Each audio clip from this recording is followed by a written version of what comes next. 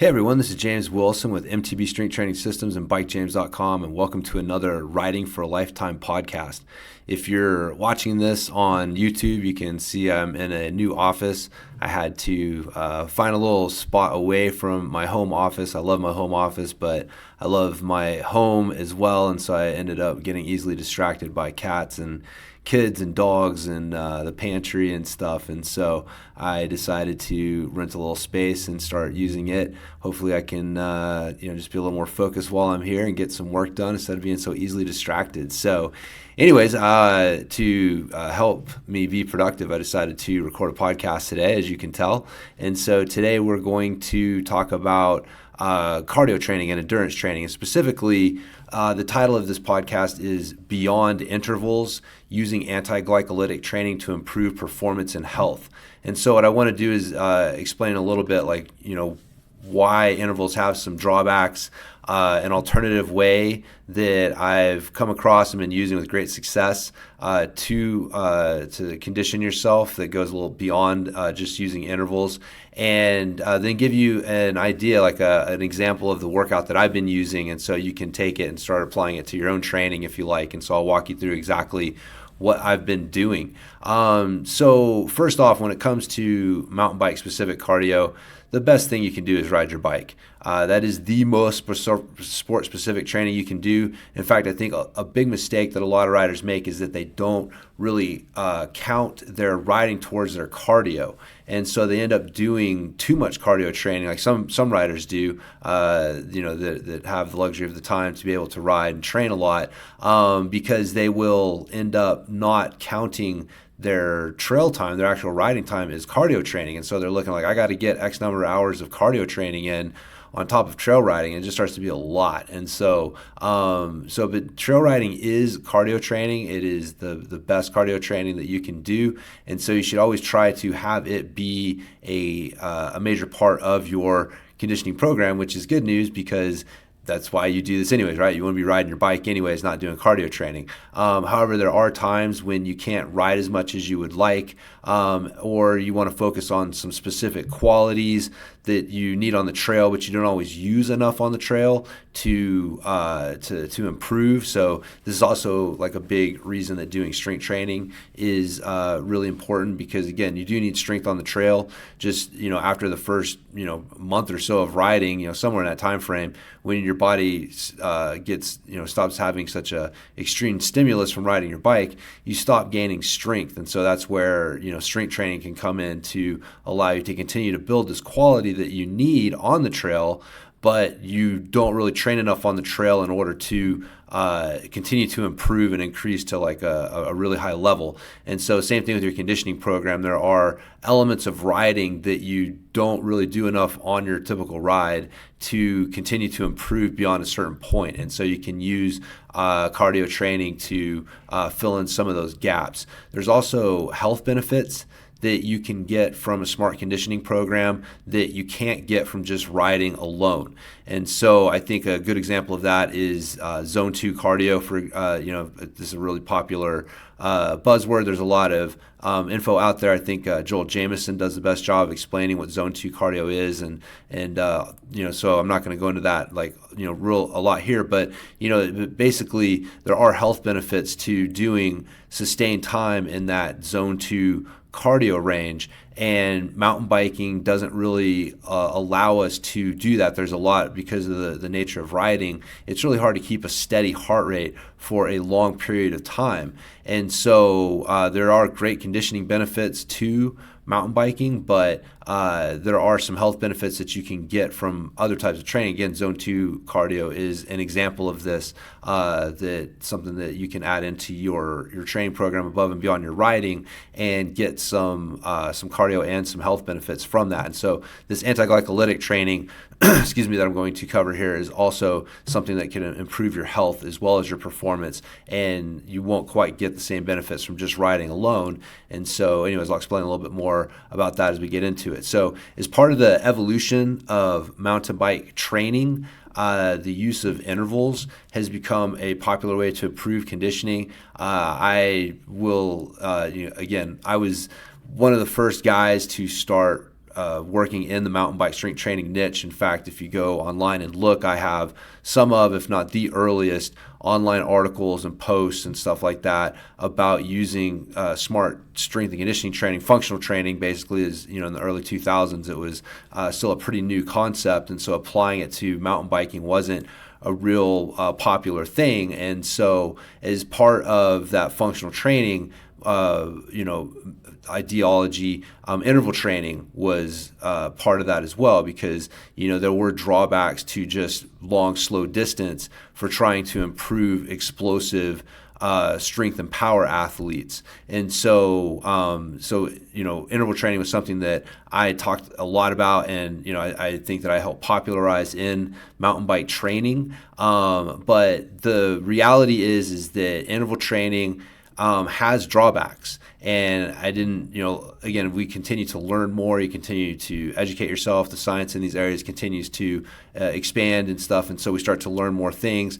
But these aren't things that I necessarily knew and understood as well way back in the day when I was advocating a lot for interval training. But it is something that, especially since I turned 40, in fact, I've got a few articles on this, on how I've had to stop doing interval training as I got older, because I just found that the juice wasn't worth the squeeze. The amount of time, energy, effort, the wear and tear on my body, all those things from hard interval training just was not worth it. And so I started doing some different things, like the CO2 tolerance training, which is, again, I've got some posts on that you can check out. But that was an example of some other, another cardio training method that I was using. But I think this anti-glycolytic training fits that role even better. And so, interval training, both as an older rider, as a 40-plus-year-old rider, has drawbacks from just the wear and tear it puts on your body. But it also, the reality is it's best used as a short-term peaking method. And so this is one of the reasons that studies showed that you got such great results from interval training, because you're going to see the best results in the first 6 to 8 weeks of interval training. So using it to peak for an event or a race or something, by timing it out and using that 6 to 8 week window is really the best way to use it. It's not really best used as a continuous, constant training method. And so, but again, like I said, a lot of studies are 6 to 8 weeks long. And so if you're looking at interval training over that course of time, it's really going to shine. But again, if you rely on it too much and you use it too much, because again, the assumption there is that the results are linear, right? You see these results in 6 to 8 weeks, and man, imagine if I do this for a year. But again, the problem is pretty soon after that 6 to 8 week period, it plateaus, and it's very easy for you to actually start taking some steps back, and you have to work even harder just to maintain where you were at from the interval training. And so it's best used, like I said, as a peaking method. It's not really meant to be used as a constant every training phase, every week type of thing. And so the reason that it has drawbacks is that it relies on the glycolytic energy system, right? And so your body has 3 energy systems. Excuse me. In those, you have your alactic, which is short bursts, so 5 to 10 seconds of energy. You have your glycolytic, which kicks in at around that 10 to 15 second mark, and then carries you through to about 2 minutes. And then once you get past that 2 minute mark, then you're at using the aerobic energy system. And so each one of these energy systems creates energy in a different way. And so they work together to allow you to power everything from a short, 5-second sprint to a marathon or longer, right? That's how your body can produce energy for such a wide variety of activities, is because it has these 3 energy systems that work together to provide energy as it's needed based on the effort level and the amount of time that you're doing it. And so the interval training is, when you're doing something in that, 20 to 120 second, 2 minute range. So anything in there of hard effort is going to really rely on that glycolytic energy system. And the glycolytic energy system breaks down glucose for energy. And so glucose is basically stored sugar in your, we have blood glucose, which is in the bloodstream, and then you have glycogen, which is in the muscle. And so they're basically the same thing. They're a form of sugar in the body, but one is free floating in the blood, the other one is stored in the muscle, so there's a slight difference there. But the thing is that breaking down glucose is not very efficient, and it creates a lot of metabolic byproducts that can have both short-term and long-term negative side effects. So the more you're using and the more you're relying on this glycolytic energy system, the more you're running the risk of some of these negative side effects adding up and starting to have an effect. And so on a short-term basis, it produces lactic acid, which produces hydrogen ions. And again, I'm going to refer to acid and lactic acid here as one of the things that we're working to combat. And again, if we're going to get like super technical about the metabolism and what's happening there, then I understand that that's a very surface level, like, maybe one could argue not quite accurate representation. But the thing is lactic acid is a proxy. It is present, and the amounts of it are usually correspond really tightly to these negative effects that I'm talking about. So even though lactic acid may not be directly causing it, there's byproducts and things that happen from the breakdown of lactic acid that are causing these issues. And so one of those, like I said, is the hydrogen ions that get created by them. And so again, I just wanted to cover that base real quick. So I know a lot of you guys don't care about that, but some people are sticklers for that. So I'm just trying to save some emails and comments and stuff. But anyways, the like I said, when you break down glucose for energy, you create lactic acid, and lactic acid, it interferes with the strength of muscle contractions, and it contributes to fatigue and failure. And again, I think this is something that we all know. You start to feel that burn, which is a sign of the buildup of lactic acid, and that it's just a matter of time until you're not going to be able to pedal as hard, and you're not going to be able to pedal at all, right? And so there's a limited amount of that effort level that you can create before you build up lactic acid to the point that it is really contributing to fatigue. And again, it's not the only factor. There's a lot of factors that contribute to failure and fatigue, but it is definitely one that plays a big role, especially if you're relying a lot on that glycolytic energy system. The other thing is that glycolytic, this type of training where you're using a lot of glucose and producing lactic acid, this produces more free radicals, which can lead to cellular damage that has to be repaired. And again, some of this is part of training, right? But a lot of it all the time, or more than we need to, especially as we get older and our recovery capabilities start to decrease. The more free radicals you're producing, this is going to lead to longer recovery times, and it can also start to impair your gains from training. And so I think that when I read this and learned this, I was like, oh, I'll bet that's one of the big reasons. Because like I said, just physically, I would feel torn up from doing hard interval training. And so I think that a lot of that was probably attributed to the excessive amounts of free radicals that were being produced and the inflammation that was probably being produced from that, and just my body's inability. Like again, at 48, I cannot recover from interval training like I could at 28. And so you can get away with a lot of stupid shit when you're in your 20s, but you have to train really smart when you're in your 40s if you want to keep doing it. And so anyways, so the free radicals is kind of more of a long-term thing, which you want to keep in mind. So again, like I said, there's just some drawbacks to doing that. The other thing that happens is in your muscles are a little, basically the powerhouse of the muscle that helps to create energy. And it's called the mitochondria, and the mitochondria are like I said, the more of them you have, the more efficient they are, right? Then the better off you are. I'm gonna get into this a little bit more detail when I get into like the anti-glycolytic training, but the high glucose or high glycogen or high glycolytic energy system usage and producing free radicals, it can also produce an environment that damages your mitochondria, and so you're actually kind of taken away from that as well. So again, my point is that there's several things that long-term reliance on interval training can start to some potential negative side effects that can add up from that really make you want to make sure that you're using it as little as possible, right? If you need it, then use it, but it's not something you want to be relying on a regular basis, because these things just, there's no reason to have to deal with these things, because there's better and smarter ways to train. So, like I said, these things, this anti-glycolytic training, as it's called, this can lead to better performance and health. And what it does is it focuses on improving the other two energy systems.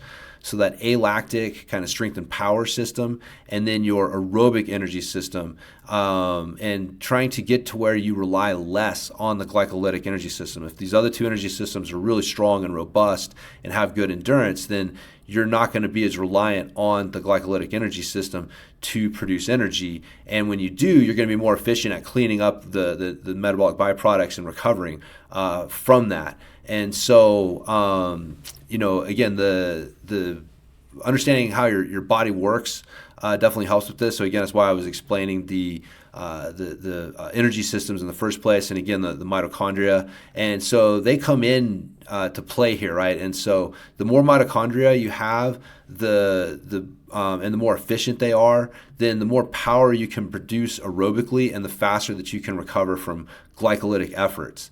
And your focus on endurance training should be focused on improving mitochondrial density and efficiency, because it leads not only to better performance, but it also leads to better health and longevity. So again, if you haven't already, if you listened to like Dr. Peter Attia and Andrew Huberman, like guys that are in the helping to spread the scientific information, especially as it comes to aging. You're going to hear about mitochondria and their importance as we get older. And the stronger they are, the more efficient they are, the more of them you have, then metabolically, the younger you're going to be. And so you want to be making sure that you are trying to work on improving your mitochondria, both their efficiency and their density, because it's a little different. Again, this kind of gets more into the muscle fiber types, but your fast twitch muscle fibers, which are the ones that are responsible for producing strength and power, they have mitochondria in them, just not a lot. And you're not really going to increase the number as much as you're going to increase their efficiency. And your slow twitch muscle fibers, and again, I know it's a very rudimentary, there's like 3 different types, right? But like your slow twitch aerobic fibers, they have many more mitochondria in them, and you can increase the number of mitochondria in them. And so you want to train both muscle fiber types in a way that helps to improve what they can improve, right? Either the efficiency for the fast twitch, or the number and density for the slower twitch muscle fibers. And so a focus, interval training, like I said, can actually have the opposite effect, and lead to an internal environment that damages mitochondria in the muscle. And so again, just another reason why you want to use them as sparingly as possible. So the goal of, like I said, the anti-glycolytic training is to train the alactic energy system with short efforts, and then using the aerobic energy system to recover from those efforts, so you can repeat these things for like 10 to 60 minutes. And so you are going to be doing these for a while, right? But in again, your goal of using the alactic and the aerobic energy system, the reason for that is because they're very efficient at producing energy. And so while you're using them, they create little to no lactic acid, and whatever lactic acid is accumulated is dealt with immediately, so none of it accumulates over the long run. And so again, this is why you want to rely on these two energy systems as much as possible. And so we're going to train them. We're going to use anti-glycolytic training to train them specifically. And so if, like I said, if done right, these fast, short efforts are perfect for recruiting your fast twitch muscle fibers. And so this is also going to build their strength and endurance. And so it's a really good, way to, it's just a really good bang for the buck workout program, just everything that's getting trained. So, there are several ways to accomplish this, and I'm going to be sharing different ways as I get a chance to use them. But the one that I've been using currently and have had really good results with is based on Pavel Tsatsouline's book, Kettlebell Axe. And it is the Kettlebell Axe method that I'm basing what I'm doing on. So there are instructions in that book. And again, he does a really great job of outlining all the science and everything behind this. So if you're interested in that, I'd recommend checking out that book. And again, in there he has his instructions on how to get started with this.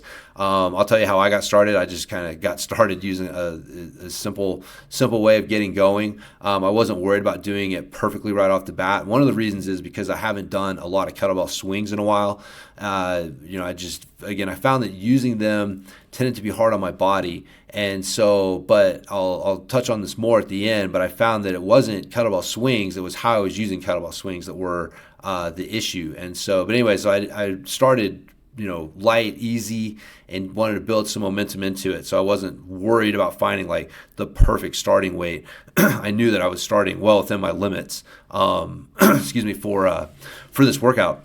And so the way that I got started, I started with a relatively easy weight. I started using 24 kilograms, which is, for me, I've been doing kettlebell stuff for a long time. I can easily do 24 kilo kettlebell swings.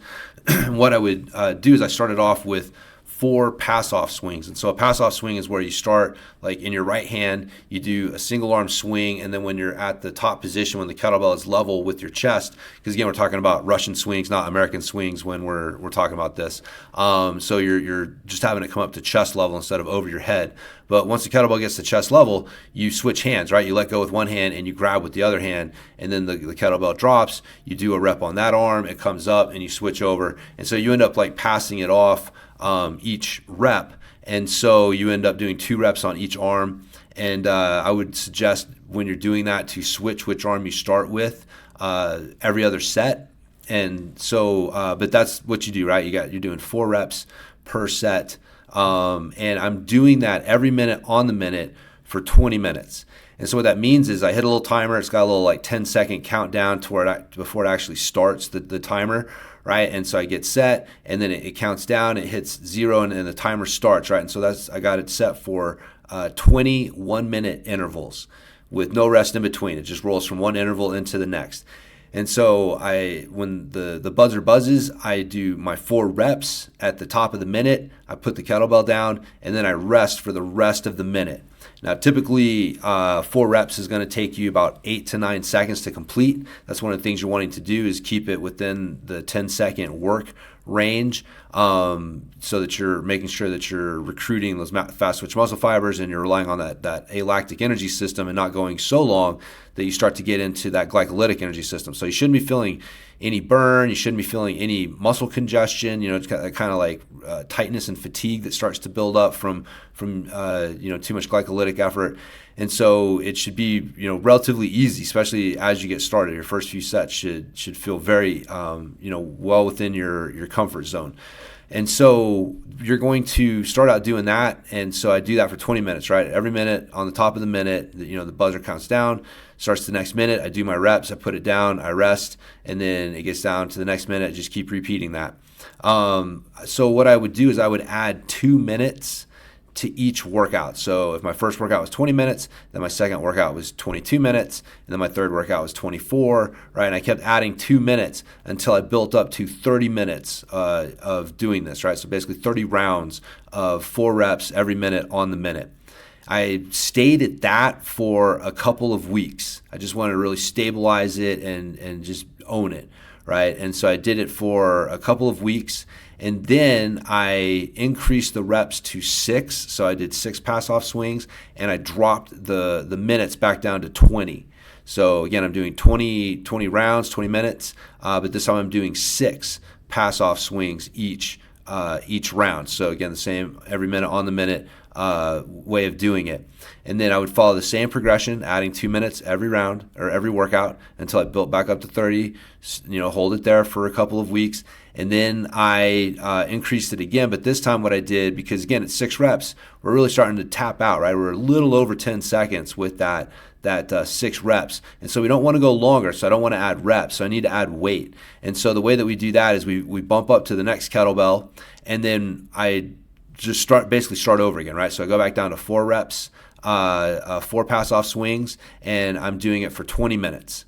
And then I follow the same progression scheme up to 30 minutes, hold it for a couple of weeks, increase the reps to 6. And so, my plan is that's kind of where I'm at right now with my workouts. And so my plan is, again, build up to the 30 with 6 and then increase the weight again once I've done that for a couple of weeks. But you want to build up to a relatively heavy weight. I mean, my goal is to get up to the 32 kilo kettlebell, and so that's my next one that I'm gonna jump to. Obviously there's a limit to how high, right? Like you're eventually gonna start running into the limit of how heavy you can swing while maintaining good form and good power, and also not accumulating so much fatigue that you can't recover. And so you want to, as you're resting, you want to be able to pass the talk test, which is being able to repeat the Pledge of Allegiance or say your address and be able to talk basically without having to take a gasp for air after every sentence or two.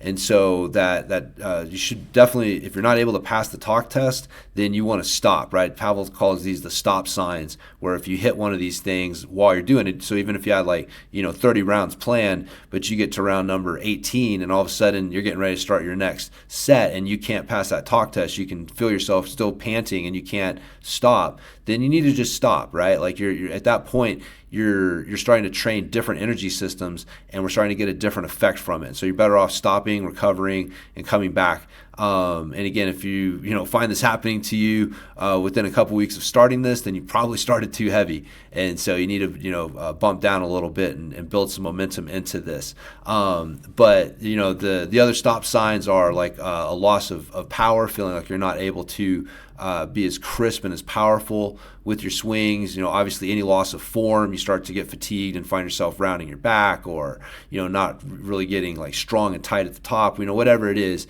any breakdown in form. Again, any sort of muscle burn or that congestion where you're starting to feel some tightness in the muscles.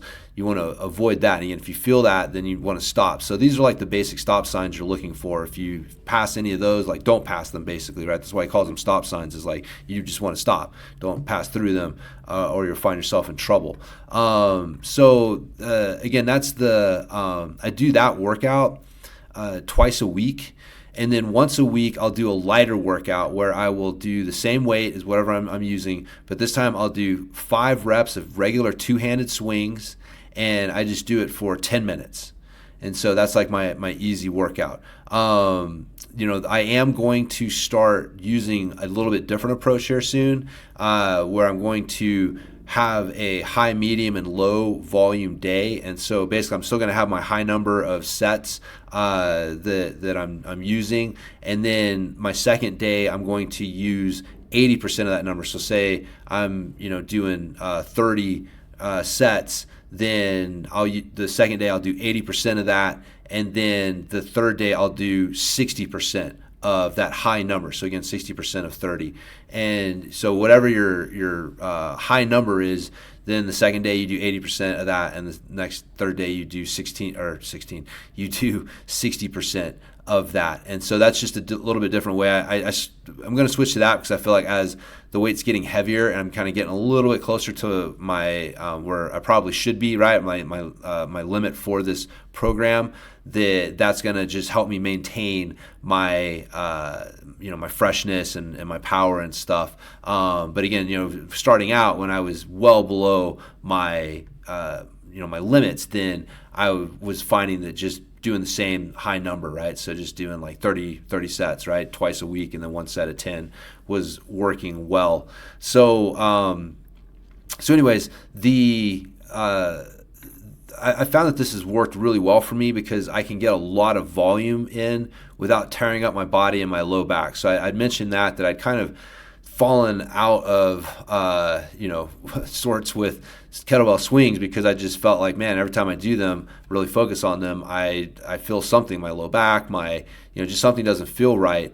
And again, you can argue there's something off with my form or whatever it is, right? But that's fine. I've worked really hard to get as good as I can get it, and I still found that doing 20 reps or more would lead to problems. And so obviously the numbers to keep the number lower. And this workout basically gives me permission to do that, right? Like I'm only doing 4 to 6 reps in each set. So it's a very low volume each set, but I'm able to build up to a high number of reps. So for example, if I'm doing 30 rounds at 4 reps, that's 120 reps, which is a decent amount of volume. At 6 reps, we're talking about 180 reps. And so if you're using a decent weight kettlebell, you start to add all that up, and it's like, man, you're moving quite a bit of weight over that period of time, but you're doing it in a way that allows you to maintain form, maintain power. You're not getting overly fatigued, so there's not like residual fatigue from it.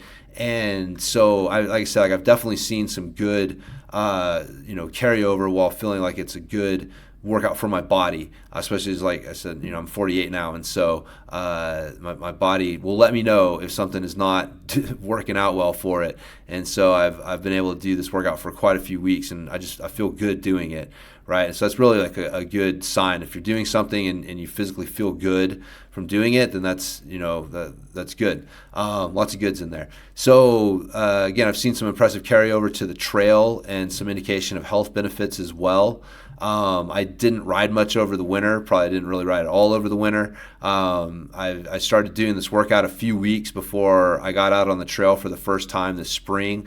And again, this is just anecdotal evidence, right? Take it for what it's worth. But I definitely felt like really strong out there, and I felt like my cardio was like in mid-season form. There are some climbs. I've been hitting these climbs for almost 2 decades now, so I got a pretty good idea about what they feel like based on my conditioning levels. And so I definitely I felt a difference on a couple climbs that usually give me a little early season trouble until I get myself into shape a little bit better, just like trail specific shape. But I felt like I was in mid-season form, and so I felt like I had good strength, good pop with my legs, and that my endurance was there. I was able to recover quickly. And so one of the things with mountain biking that I've realized and try to explain to riders is that because it's not like this steady state activity like road riding can be, then you really have to work the tension efforts, the high and low tension. And so when you're working hard, you're in that high tension mode, excuse me, and then you've got your you go into low tension mode during easier things. And so when you're on a climb, for example, it's rarely just like the same effort the whole way up, right? There's usually like some hard, punchy parts, and then it kind of like, is a little easier and then harder. And so your ability to recover during those easy efforts is a big part of your overall endurance. And so I felt like this workout, this anti-glycolytic training, it not only helped me feel like I had more kind of just strength endurance than I normally would have considering where I'm at. I felt like it also, my aerobic system was able to work very efficiently to help me recover from hard efforts and feel like I was able to go harder again sooner. And so, again, just kind of one of those aspects of mountain biking that makes it different than road cycling and some other cycling sports that I think this method helps to hit on. So I've also, like I said, felt good doing them. I've seen an increase in my heart rate variability, which is a good thing, right? HRV, the higher it is in general, it just means more metabolically healthy, heart health. There's a lot of things that kind of correlate to having a high average HRV, and so seeing that go up is usually an indicator that whatever you're doing is having some positive benefits on on those things. And I've also seen a decrease in my morning resting heart rate. So again, that's another one of those things that usually indicates some sort of health benefit is being had from what you're doing. So I've really been impressed with anti-glycolytic training. The science behind it is pretty compelling. I ended up doing like a whole course, like Strong First, which is Pavel Tsatsouline's new company. It's called Strong Endurance, and so I actually signed up and took that course after I read the Kettlebell Axe book. I was just like, whoa, man, my eyes have been opened to something totally new that I didn't even really know was there, and just kind of blew my mind. And so I really have been taking a deep dive into this training method and the benefits and how to apply it.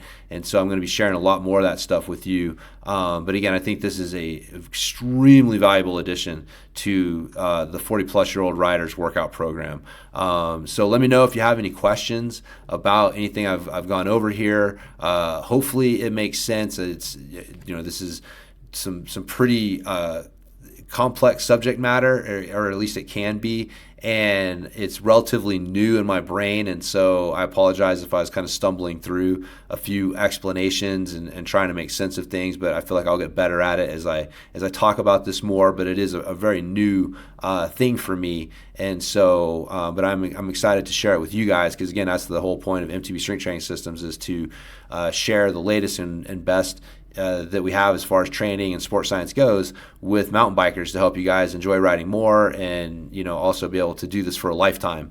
And so I think that this training method checks both of those boxes, and so you should definitely check it out, right? Give it a shot. And if you need help getting started with the workout, let me know. If you have any questions, hopefully the explanation was clear enough.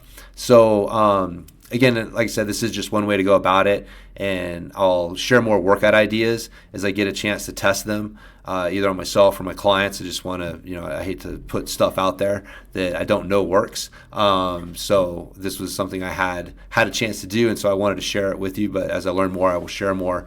So if you kind of close out here to close out, you can support the podcast in a couple of different ways. I appreciate any support that you can give me. You can give this episode a like, follow the podcast on whatever platform you're listening to it on.